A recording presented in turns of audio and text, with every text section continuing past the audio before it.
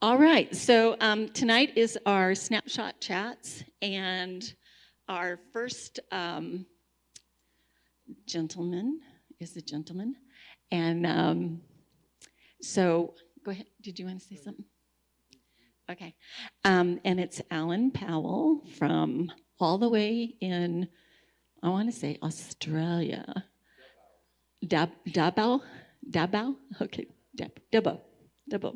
So Riley, can you pin Alan for us and turn his volume up? And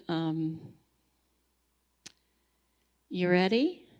We're going to start a timer the moment you start talking. The pressure is on. No, I'm kidding. I can put a timer on. You got a timer? Yeah. So you got your 15 minutes, and Yep. And then we'll have a Q&A. All right. Okay. Go ahead. Ready to go. Okay. Hello, everyone. This is interesting because I don't see anybody. I'm only looking at the ones on Zoom. Oh, yes, I can. I can see you. That's a blessing. Thank you.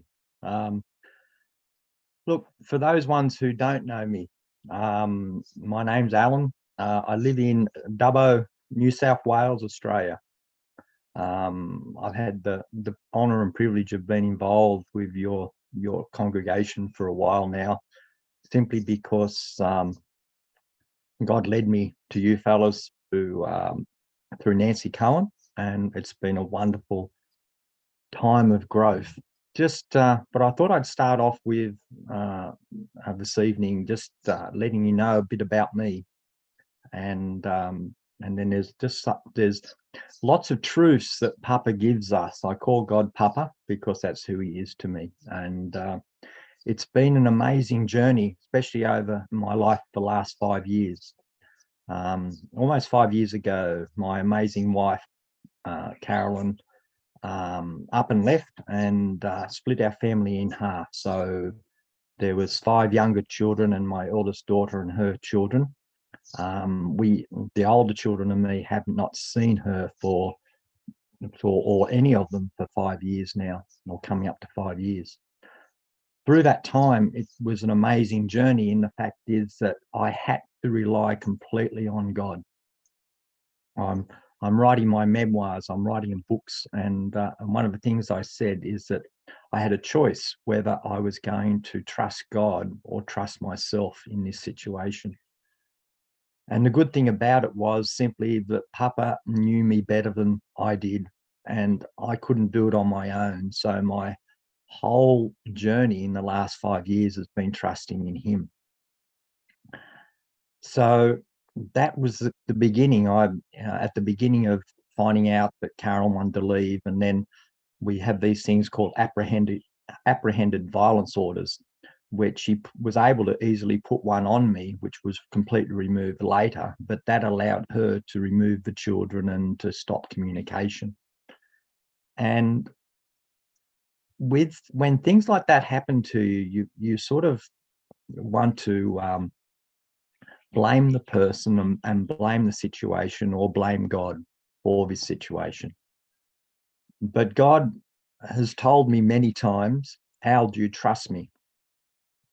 And it's that trust in him that has been the journey, especially in the last 5 years, probably all my life mostly, but in the last 5 years, I've had to really trust him with my older children who I still get to see and love and be a part of their lives, but also my younger children who haven't had me in their lives now for coming up to 5 years, that he is their father and that he loves them.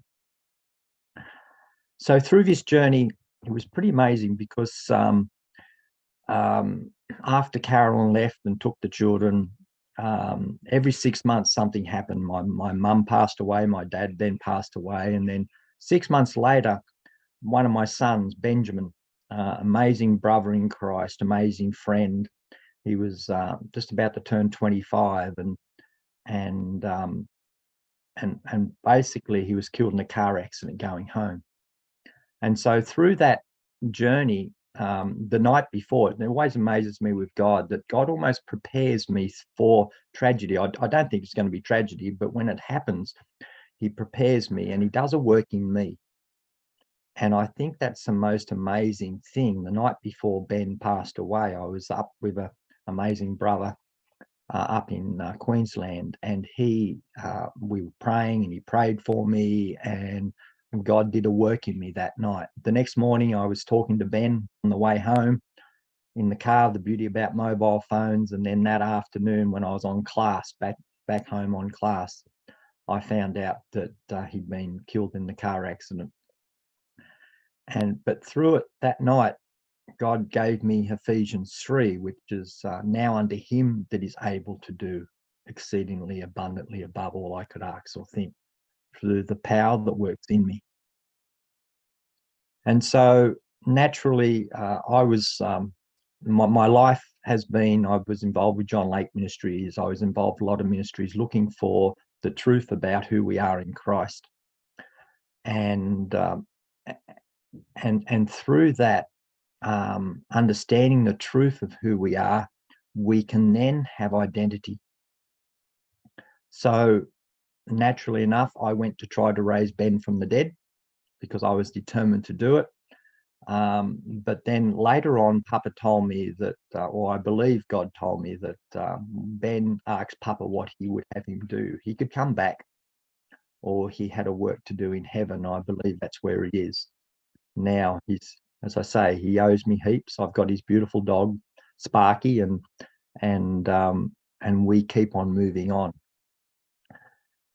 But about 12 months later, one of the things that I learned, and it's an amazing thing, when people you love do things to you, when they hurt you, when they 1 minute they can be loving and kind and generous, and the next minute they're just telling you all the negative stuff about yourself, and you start to question what's going on. You start to question the circumstances. You start to question everything.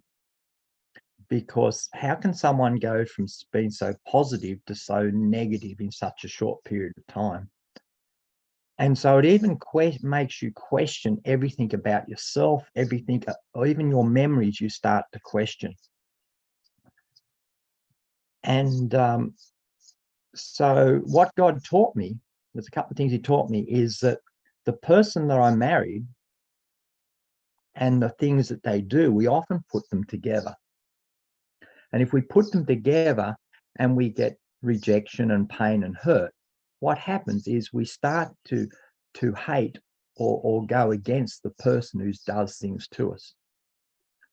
And so what happens is that we don't see the person as God created them to be, which is who they are.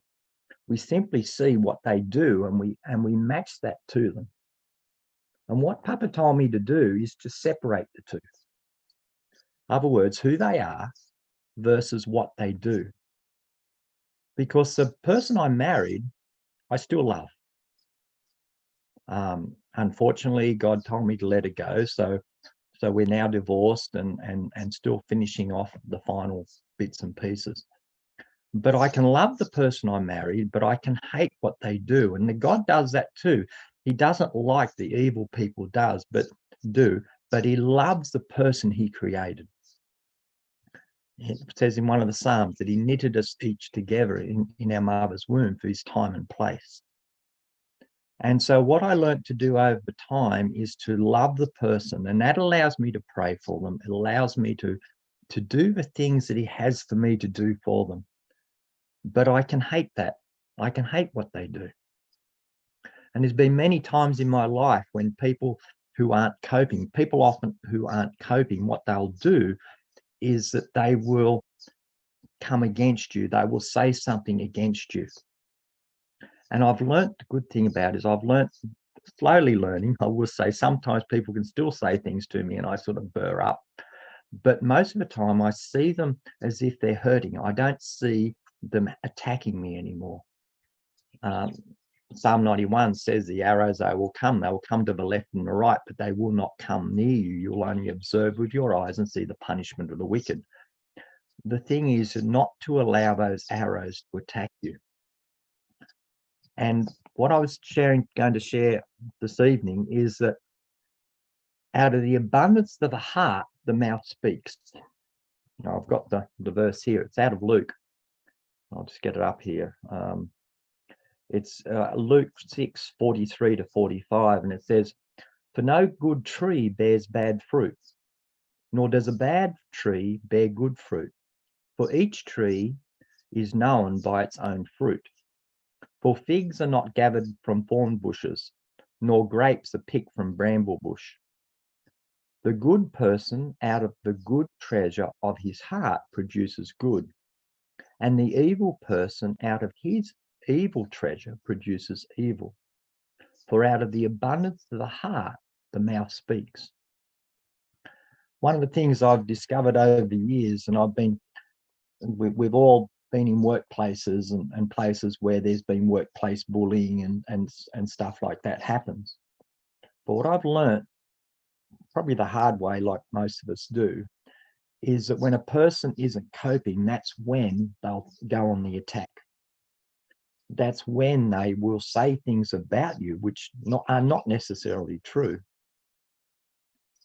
And so therefore, when I listen to people now and they're throwing things at me, it's like all the accusations that were made to me over the last 5 years.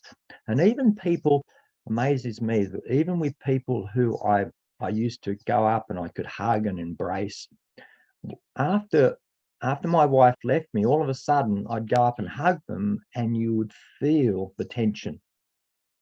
You would see it in their eyes, and because we're a spiritual person, we could actually experience it as well.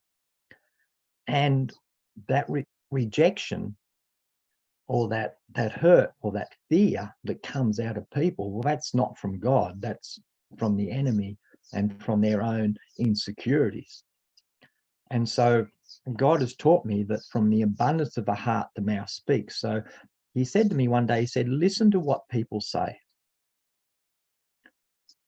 Listen to what people say, and you'll know where their heart is. Now, it's not necessarily saying it's evil. It's simply saying where they're up to. And that's the biggest thing that I've learnt to do. When people aren't coping around you, you will notice that they will be on the attack. That they will say things that, wow, where did that come from? Type stuff happens to me. And what used to happen for many years, I used to take it personally. I used to allow those arrows to attack my heart. Now, all I see them is this, mate, that's where you're up to. That's sad. How can I help you?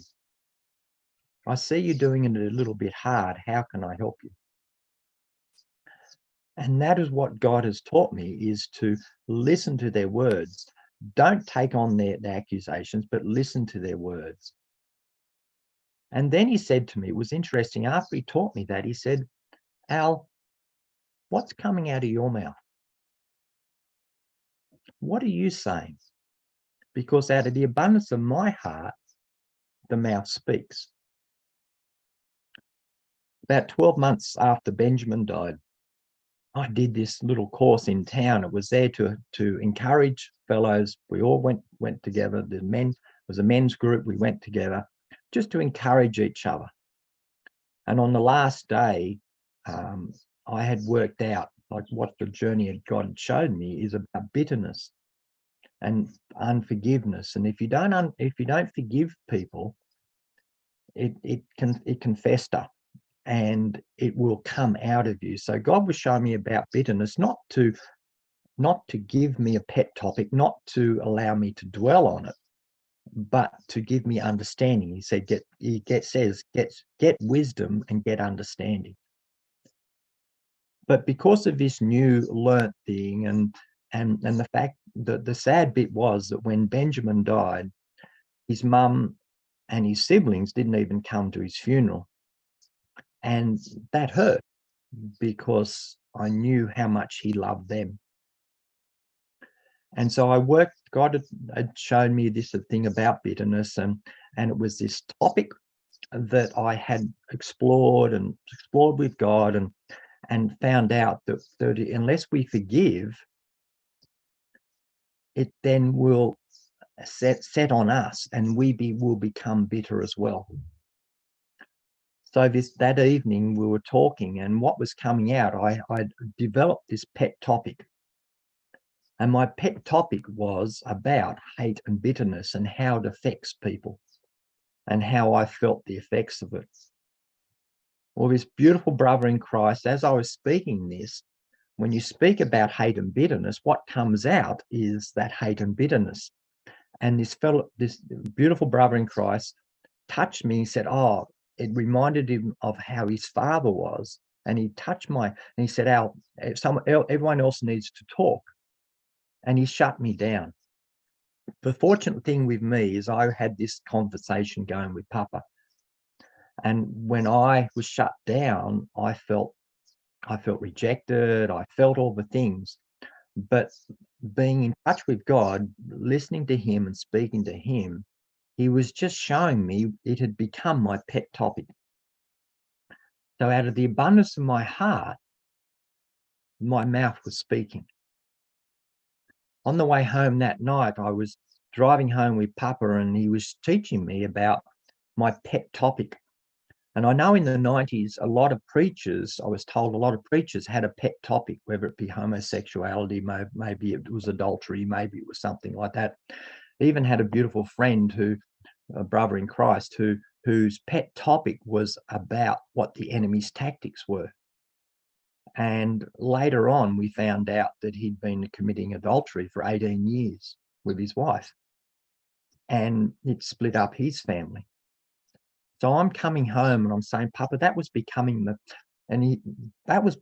pet topic." And because I was actually feeling the bitterness, I was feeling the stuff that was coming out. And I said to him, "No, Papa, I've got to let that go. And my pet topic is going to be love, joy, mercy, and grace."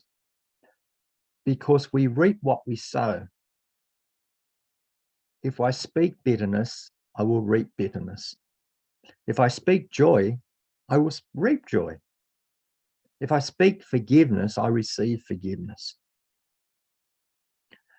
And if I could encourage us tonight, and I know my time is up already, it doesn't take long to go, that there's two things, probably three things I've actually said so far. And the first thing is, when people are saying things to you, listen to their words and don't take it personally. All you're looking at, all you're seeing is that from the abundance of their heart, their mouth is speaking. The second thing I probably said is that basically listen to your words. Listen to your own words. How are you going? What is actually happening? What is coming out of your mouth? And the third thing is probably, what is our pet topic? What are we allowing to affect us? What are we speaking on? And I just challenge each of us to just listen to our own words and talk to Papa, talk to God. God is so good. He's gentle. He never chastises. He never all he says to me is, "Al, that's not who you are."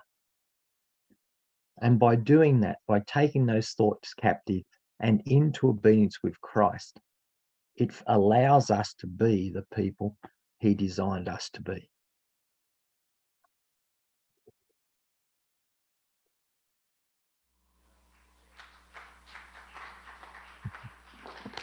That was great. Does anybody have any questions for Al or comments, or maybe, you've experienced some of the same thing and you want to ask him or commiserate with him or encourage him? Okay, go ahead, Jeremy. Appreciate hearing your story and the vulnerability of the loss at the time and things of that nature. You're somebody that I've always seen you as somebody who has a really deep intimacy with Papa, and you reek of it. Did that really get nurtured at the time of when you were dealing with the initial loss of the separation and the stuff that was going on, or had that always been there? Actually, brother, that's the interesting thing. My about 20 years ago, I had depression. I had a workplace incident where out of the abundance of my employer's heart, the mouth was speaking, and I took it personally. And then through depression and through the medication that they put you on and everything, I had to get real with God. So I have a testimony of one night I just had it out with God. I swore at him. I told him he was a mongrel. I told him everything. And that began at the end of, well, actually, it was when the sun was rising. You rant and rave, and then you sulk and rant and rave and sulk when you're not coping. And the next morning I said to Papa, I said, God, I said, and how in the blaze I'm meant to know what to do when you don't even speak to me? Because I'd heard of so many people say, oh, I hear God this and I hear God that, but I couldn't remember. I didn't have that at the time. And as the sun was rising, as the sun hit the horizon, I was facing east. As the sun hit the horizon, I heard the 4 words out loud. And I was in the car on my own, and after abusing someone all night, you'd think they were going to sort of, go a bit crook on you. But all he said, Al, he said, I love you. And people say, how do you hear from God? And I say, well, if I hear from, say, Jeremy, for instance, I know your tone and pitch. Like if you speak, I can tell it's you because of your tone and pitch. With Papa, it's his nature and character. Now, that's the only time I've heard God out loud. The rest of the time is actually my thoughts, as most of you would know how you hear from Papa. It's different. But as I say to him, he's much cleverer than me, so I know it's him speaking and not me and not my thoughts going. So so that's where it started, brother. Thank you.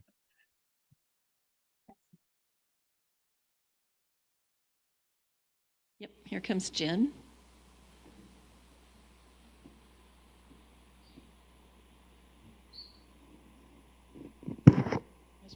This way, this way. Oh, I guess that's This way? Yeah. Okay. How weird, because you're right there and I want to look at you. Good, that's better. That's cool. I don't know if I have a question. It's just more, you're just a remarkable man of God, and I have the utmost respect and honor for you, Alan, and what you've lived and the gold that's come from you and the amazing fruit, and how that heart of bitterness could have been very justified for your remaining years, and yet you're just soft and pure and loving, and all of those things that you say of what you're sowing and reaping. I just attest to see that, each week with you, of what comes out of you, the joy and the love and the peace, such graciousness, such mercy. Keep on sharing. I mean, you it's like taking our walk with Jesus a whole nother level with what, you could be in the Hall of Faith. And I'm sure you are, because the cloud of witnesses are declaring that, and I join with them, but I just really honor you, Alan. Bless you, brother. You fellas are amazing. Next, Ronnie has a question. It's a 2-part question, Al. Where did you get your awesome accent?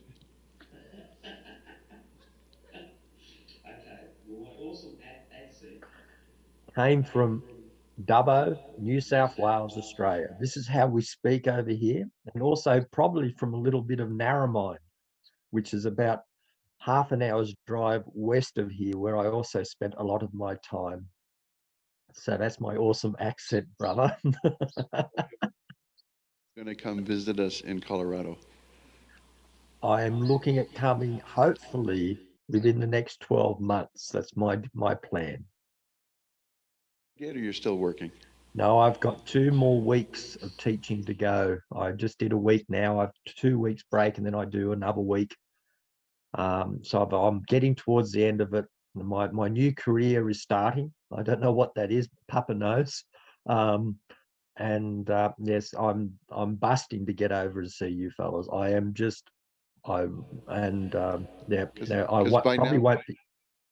2 years. I know, but I've got my passport. Looking forward to it. Oh, likewise, brother. It'd be lovely to Awesome. come over and embrace all you fellas. Just give you a big hug. Awesome. Anybody else? We're good there? Okay. Thanks, Al. That was really great. Okay, so our next snapshot chatter is Monique. And she's going to come up, and I'm going to reset my clock. And we're going to give her, well, let me try this again, y'all. Okay, come on up. And yeah, go ahead. You know what? Is that the mic she's supposed to use, Larry? This one here? Okay. So you've got a little cord. And then if you need that, you can use that. Okay. Hello. Oh. Well, so Vicky asked me a while back would I like to do this, and I said yes, but I didn't really mean it. And so here I am. And so I was asking God, what should I say? And he didn't tell me anything. So I said, well, if I die tomorrow, what is something that I have inside of me that maybe would be lost if it wasn't shared? And that's nothing to do with scripture, I don't think, because it's all in the Bible. But how he created people, and maybe speaking for people who don't normally speak, that might be something to do. And then, as Alan was speaking, God asked me to cut that short and do something different. So now he tells me. So here's the deal. What's your superpower? Because you got one, so what is it? My superpower is a bit like David's in the Bible. When it came time for some huge accolade or to be chosen for the job or whatever, nobody thought about David. That weirdo, pretty boy, was out in the field looking at sheep, right? That was his thing. That's all he's good for. That's not what God thought. That's just what man thought. So while you think about your superpower, I want you to think about your kids, and I want you to think about people that you pass on the street, and I want you to think about how you label them, or how you let the enemy label them through you, or society. Why do you think about them the way you think about them? They're image bearers, right? That's like the thing we say around here. So what does that mean? That means there's a little bit of super on their natural somewhere. Where is it, right? So David, he's not really thought much about. For me, it's pretty funny because when I was in kindergarten, I got a baby sister. Yay! Those things are noisy and they keep you up at night. And I was doing my work and I was tired, and suddenly I felt the presence of the teacher behind me, right? And I was like, ah! Because I looked at my page and I honestly, in my mind, I thought, what just happened? Did an alien take over my body? Who's been writing on my paper? And the teacher doesn't say anything and grabs the book and walks, come with me down the dark hallway. I'm thinking I'm going to get expelled. I don't even know what that means, all these horrible things. And she goes into the ladies' room. She takes a red pen and she marks it. 100% correct. Mirrored writing. Completely backwards. Like Da Vinci did with all of his inventions. But nobody tells you that as a kid. They just say you do things differently. You can't spell. You're stupid. Which is why God put me in my body and told me to become a teacher. I'm the black sheep. Everybody else is all dot your I's and cross your T's and let's all think left brain and da-da-da-da-da-da-da-da. And then there's me. Woohoo! Let's do a Indian festival and this, that, and the other thing, right? Completely different to my peers. And that has been a blessing to them, but not to me, because it means that I'm always the square peg in a round hole. I'm always the one that's misunderstood. Poor suki siki la la me, but that's the deal. So sometimes being dyslexic can get in the way of how people perceive me. Sometimes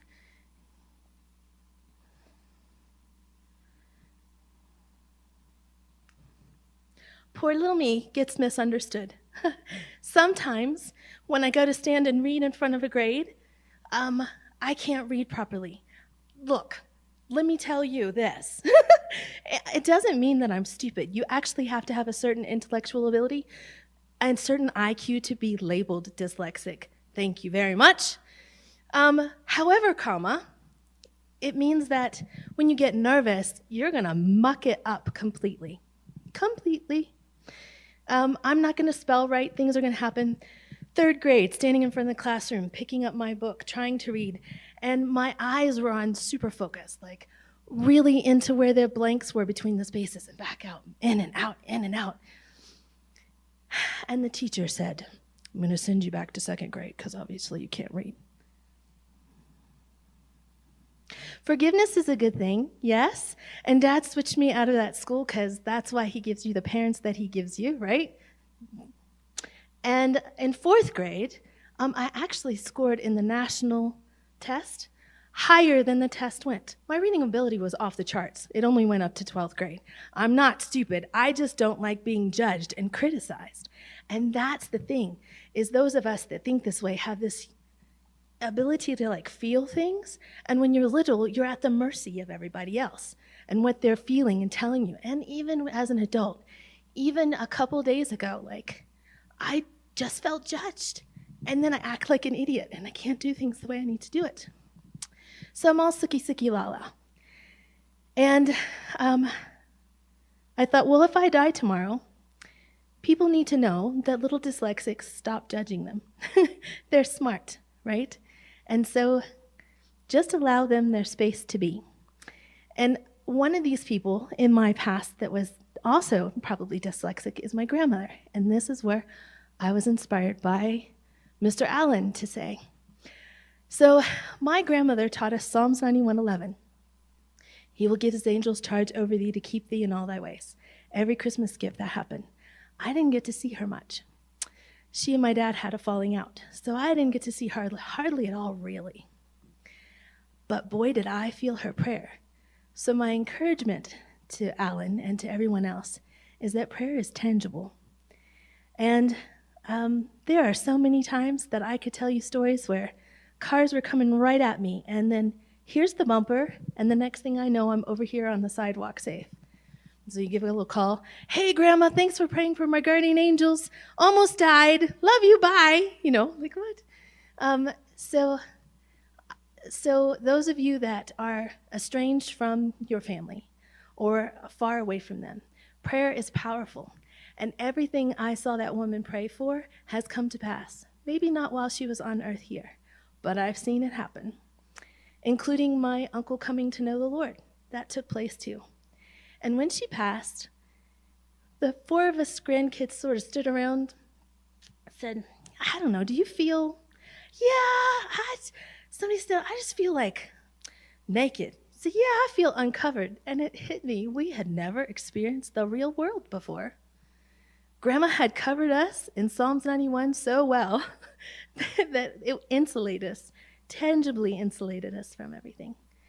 And I believe that her prayers were why that I got through school the way that I did and graduated in uni the way that I did, and then am in charge of other little people to say, oh, you just have to nod and smile at those left brain thinkers. They think they know everything, and they don't, because if you got a whole bunch of right brain thinkers together and we evaluated you on our skills, you'd suck. No offense, but you would. So that's why God gave us different abilities. And when you start thinking you know someone based on what you see, based on what their performance is, unless you're asking Abba, you're going to get it wrong. So you might want to stop and stop thinking of what society tells you to think about that person and start asking Abba what you're supposed to think about that person. Because if you judge them on their spelling, or if I were to judge you on your creative ability, you might not score very high, but God created you the way he created you, and everyone for a purpose. So keep praying for your family, and do your best to find out how God created the person in front of you.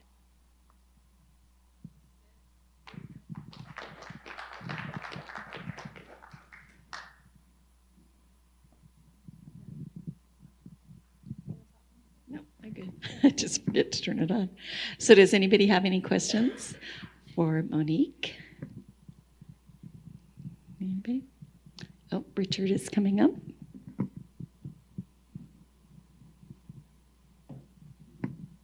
Being dyslexic, when did you discover this? So I didn't know about it until 12th grade. 12th grade? My parents knew. I mean, obviously, you mirrored writing like that. Come on now. But Mom kept it from me because God knows the parents that He gives you on purpose. And I was sitting at the kitchen table and I just rhetorically declared, why can't I spell? And Dad, who's also dyslexic, said, that's because you're dyslexic. And I was like, am I dying tomorrow? He said, no, it just means you think differently. So I was free of all of that perception, which God knows my heart. He knows that would have ruined me as a human being. So He just gave me parents that, nope, just didn't allow me to know about it until I was old enough to fight for others. So in your reading today, how did you get to the place where you could sort the words out? And See, it's not the way people perceive it to be. There's a whole lot to that. So let me try to summarize that, because I love tutoring dyslexic kids. You know, they come in, they think they can only read 3 letters, and they'll be on a first grade level, and 6 months later, we're reading on a 4th grade level, because we actually have a phenomenal ability to visualize things. Like, you know, the Iron Man, when he pulls up that computer and he's moving the thing, I do that in my brain. So I have to take pictures, translate it into words, which is why my words can get mixed up, because I'm doing 3 layers of translating all the time. So when you finally realize, like, I never really struggled with reading because I just started making a mental video in my head. And so I have a phenomenal comprehension because I used the disability as an advantage, because I didn't have anybody mucking me up telling me that I couldn't do it. So I just put a little grit in my craw. I still have to stop and think of how to spell things. And if I'm nervous, I'm going to spell it wrong, which as a teacher was interesting. So I just gave them points if they could find misspelled words on the board. wow, that's interesting. I just learned that Tucker Carlson is dyslexic, and look where he's been. And yeah, it's just amazing. Yeah. I would encourage you to look up the list, because that's the first thing, is like Disney, Einstein, Edison, Leonardo da Vinci, all of these like whoosh, kind of thinkers, you know, like the guy who did Xerox, they're all right brain thinkers. So Alan, your question? You're amazing, sister. That's all I can say. I'm also dyslexic, so I understand exactly what you're saying. I've been teaching 35 years, and my students always corrected my spelling. So that was really cool. And I didn't worry about it. After the first little while, I thought, well, I just can't do it.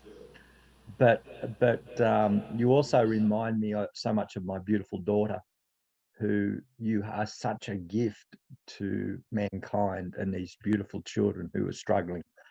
And so I just want to really encourage you and thank you for your testimony, and thank you for everything that you're doing. thank you, I appreciate that. No. Am I off the hook? Do I get to run off stage now? No, because you stopped early, so we had longer time to ask you questions. Oh, did I? You did. Wow, that's a miracle. Somebody write that Okay. down. Yeah, I know. Anyway, does anybody else have any questions or comments for Monique? Well, maybe. So I do.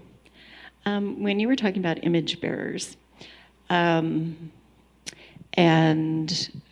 the idea of looking to see how they bear that image, are you just talking about bearing the image of God, or are you looking for something more or less? I think you have to ask Abba what's in that person that people don't see. You know, like the biker guy that looks really rough and tumble, and yet he's the guy who comes over and checks and makes sure that you're safe.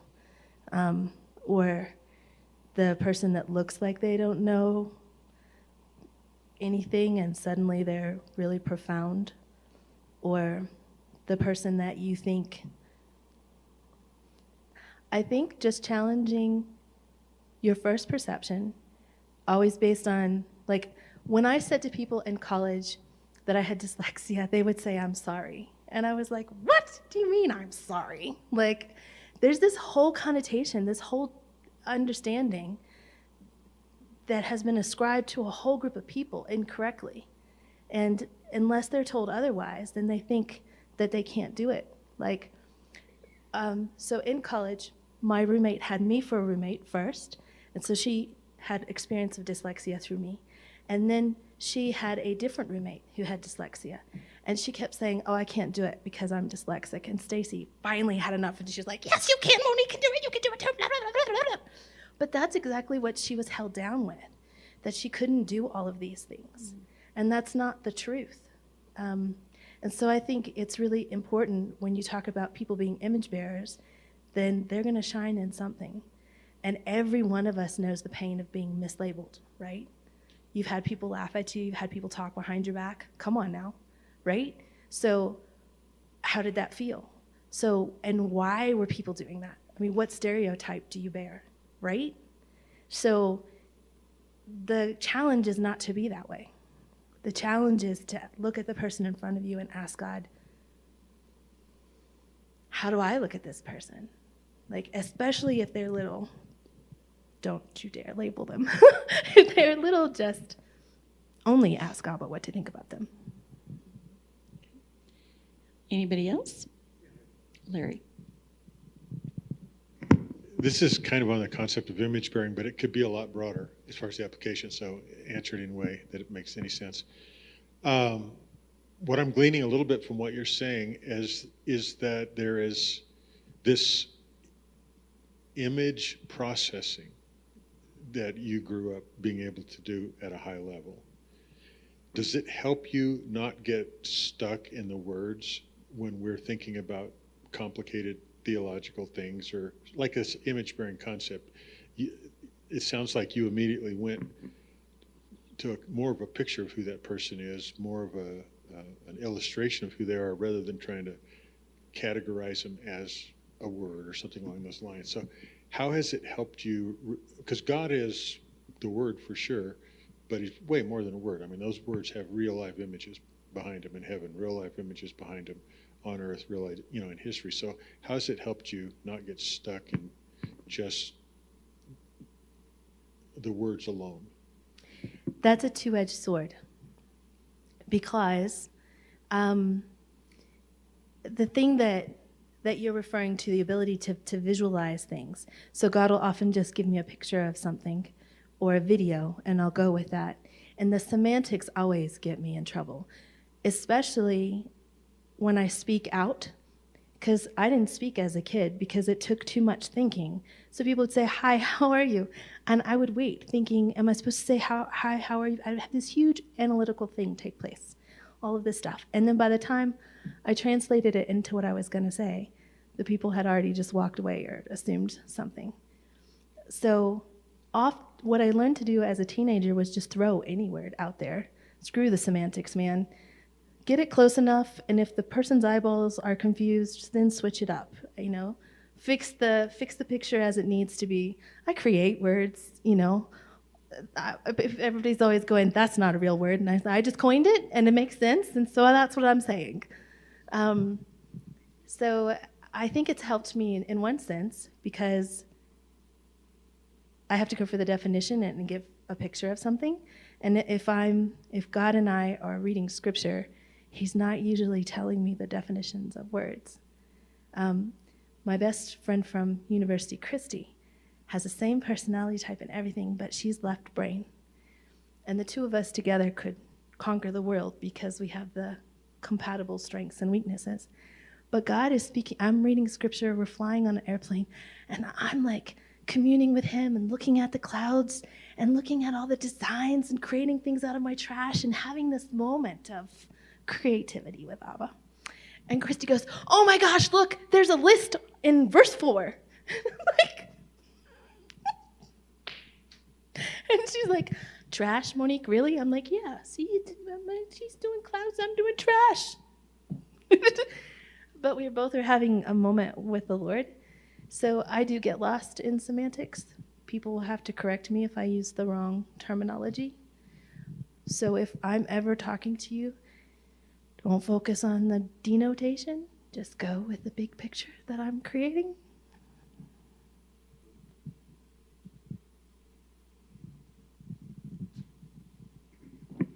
This is Ronnie. I'm doing Okay, thanks. Hi, Zoomers. So I think I'm dyslexic. I asked my mother earlier on, and she said, "We think you are, but you were smart enough to fool the people when we tried to test you, so we don't really know." That's classic. Is it? Very classic. All right, then I am one. Because 1 out of 4 people think with their right brain.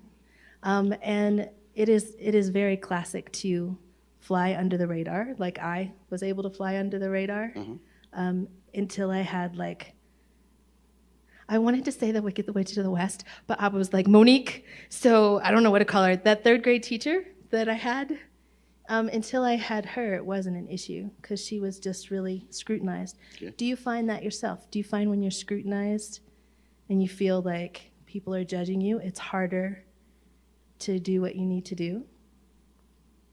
I'm not sure. But there was more to the statement. It wasn't just me saying that I am one. Oh. And what it was is I want to thank you because I've recently, well, no, not recently, 20 years ago, I got rear-ended 3 times and got head injuries. And it messed with me, like big time. And one of the things that was taken away is my ability to visualize. Oh, what? Yeah. And Larry was even part of that. There was a time when I was trying to build something, and it really bothered me because normally I could make complex things easier to understand for me by visualizing what they are. And I couldn't do it at all. And it really bothered me. But now that you helped me understand why that bothered me so much, which is cool. Thank you. I think we should pray that that's restored. Okay. Because I disagree fiercely with people that say it's a learning disability. I say it's a teaching disability. Because if you knew it, you could teach it better. So Well, I for think example, if someone says, you know, where this is located near this street and that street, you can't visualize I can't do that anymore. Before it was instant. And now I have to try to visualize and work on it. It's now like you're memory. like a left brainer. Okay. I'm so sorry. No, but yeah, we're gonna still have to pray for that because that's huge. Yeah, go ahead,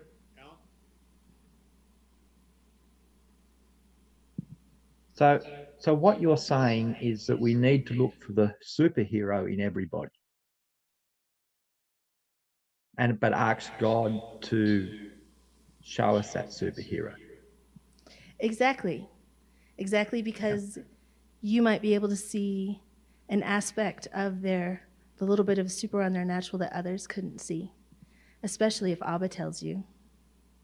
So I should be kinder to the left brainers, but I'm smacking them around a bit because I think it's important that they have ever so slightly understanding of what it's like from our side. So I should be more caring, but I'm not. I'm just going to keep smacking around. And the other thing what you said is when I was struggling, like when I got picked on at work and things like that, I didn't know how to come back. My brain was going zzz, thinking of everything. And so what I thought up was I had these one-liners. I called them one-liners. That's what I just said. And it didn't matter what they meant or whatever. It just threw out and it basically diffused the situation, and it worked. And because I couldn't to say, and so that's been good insight. Thank you. That's why I had the one-liners. Yes. Well, Where it's other funny. people, Yeah, yeah, it's go funny for it. too because, like, as you're talking, I had a English professor at university who taught the teachers. And he would always have this thing he would say at the end was, I'm dyslexic, like this grand reveal. And I was like, aha, I could tell because the style of how he would teach and how he presented things.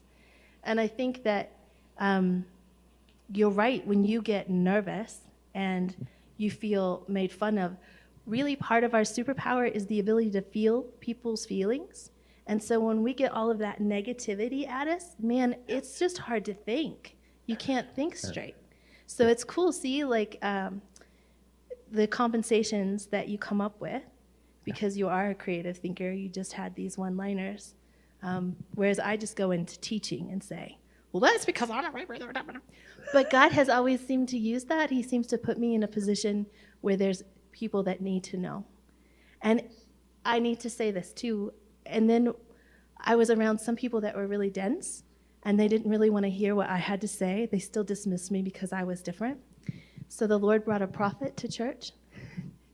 And the prophet said, God created you, Monique, unique on purpose. You are different. And I'm thinking, I was so put out because I was wanting some revelation from him, and I left so upset. And God said, well, it wasn't for you. It was for everybody else who misunderstands you. So I was like, okay. Thank you. Thank you.